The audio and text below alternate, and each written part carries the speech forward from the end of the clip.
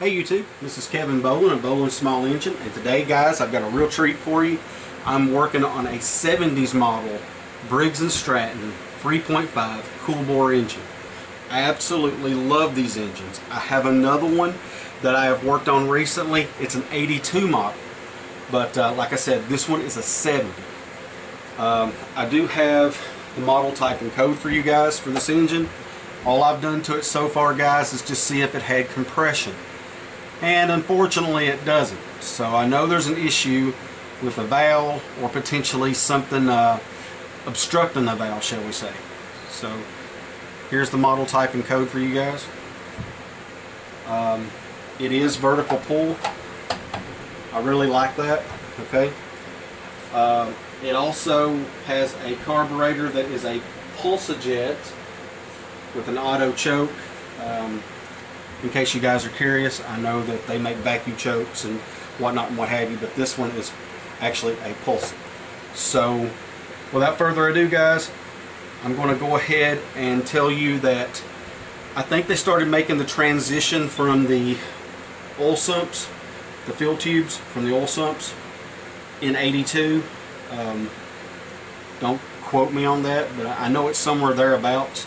As you can see, if this was an 80s model, it would actually have the fuel tube at the top, whereas this particular one is a 70s and it's got the fuel on the oil sump. Okay. Unfortunately, you guys aren't going to be able to see that, but I will try to get that in the next videos. Okay. So without further ado, guys, I'm going to go ahead and start taking this apart. I expect this engine to have points and condenser. Unlike the 82 model that I had, that actually had a mag kit in it. So I'm going to try to salvage the points and condensers. This engine has been laid in a barn for years, guys. So I really don't know what to expect from it. So bear that in mind. You know, honestly, the mag kit would be the way to go. But I'm trying to keep everything original to the engine. Okay, so bear that in mind as we go along. I may or may not paint the blower housing, basically the aesthetics of the engine. I haven't really decided upon that yet. I do plan on using this engine after I fix it. So let's go ahead and dive right in. I'm going to start off by taking the blower housing off.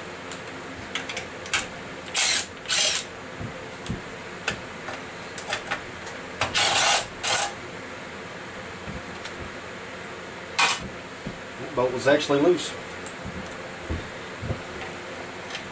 We're going to take this recoil assembly off. Well, these bolts were loose. Looks like somebody had been here before. Wasn't me, guys. I'm actually grateful. At least I know at this point I shouldn't break anything.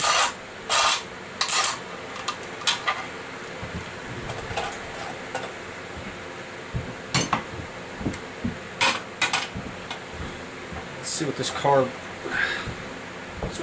looks like.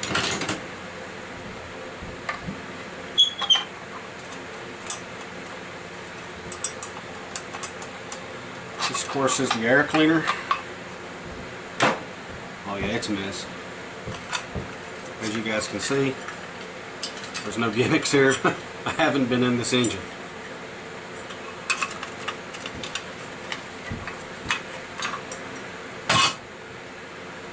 Alright.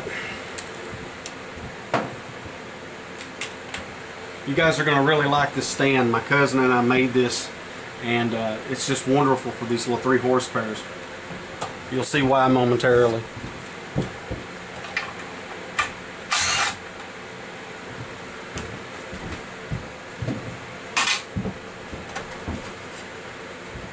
Got ahead of myself.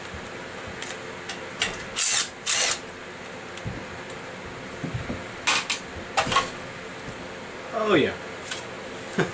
You guys saw that, I'm sure. So you can see there's no gimmicks there, guys. This thing hasn't been taken apart. At least not by me.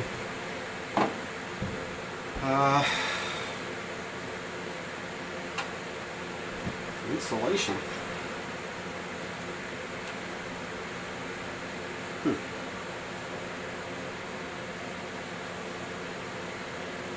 Well, regardless, we can contend with that later. So I am correct. This is going to have the points and condenser, which, to be honest, I expected that to be in a 70s model. Let's take the carb completely off at this point.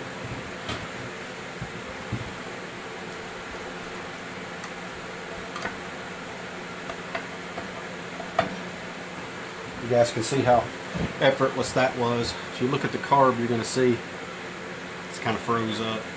So I'm definitely going to have to take that apart, clean all this. Let's see what the tank looks like. Maybe I can zoom in on it. Maybe you guys can see. I hope. Maybe the lighting isn't the best, guys. I apologize for that. Let's have a little... Actually, it looks really clean, guys. I know you guys can't see it, but it does. I should have had a flashlight. But ironically enough, the tank actually looks really great. So I'm very pleased about that. Definitely going to need a new cap. But we'll contend with the carb later. At this point, I'm more curious really as to what's going on. Oh, well, the muffler came off easy. I'm actually having pretty good luck with this thing. Like I said, I'm kind of curious as to what's going on with the valves, so I'm going to go ahead and I'm going to go show you guys this feature that my cousin and I made in this platform of the stand. I really like this. This is very, very handy.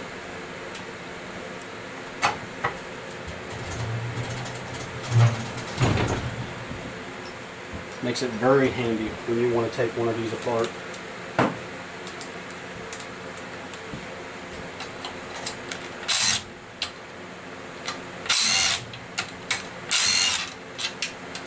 And as I say, guys, I don't know what to expect out of this engine. I'm hoping that it's not completely worn out to the point that I can't use it, because I'd really like to make a video for you guys with one of these older Briggs engines, salvaging it, if you will. I may have to put valve guides in it, that I'm relatively sure with its age, but we'll see the extent of the damage.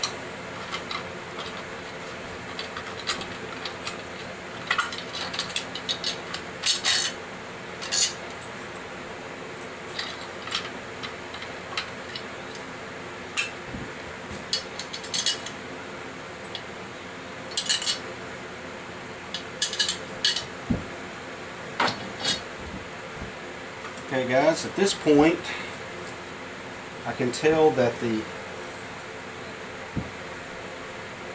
bore really isn't in that bad a shape.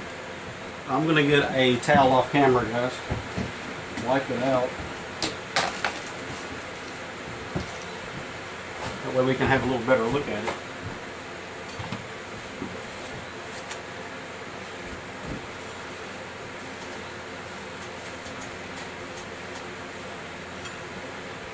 It's actually not too bad. I think someone has actually been in here before, guys. As you can see, the top of this piston is clean. The valves, on the other hand, howsoever, really isn't.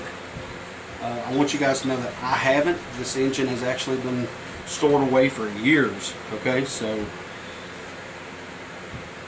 just letting you know, nothing's staged on this video.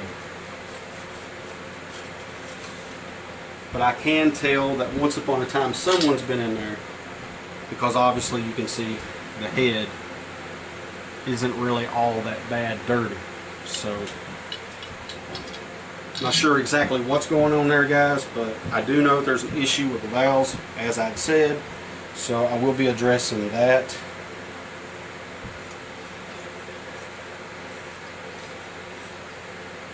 It appears to be the exhaust valve that's having issues. Yeah, it's the exhaust valve.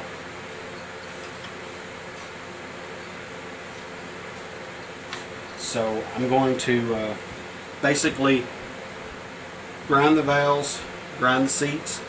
From what I can see, the exhaust valve probably isn't going to need a valve guide, but it is carboned over. As you guys can see, it's kind of tight. It's not terribly loose.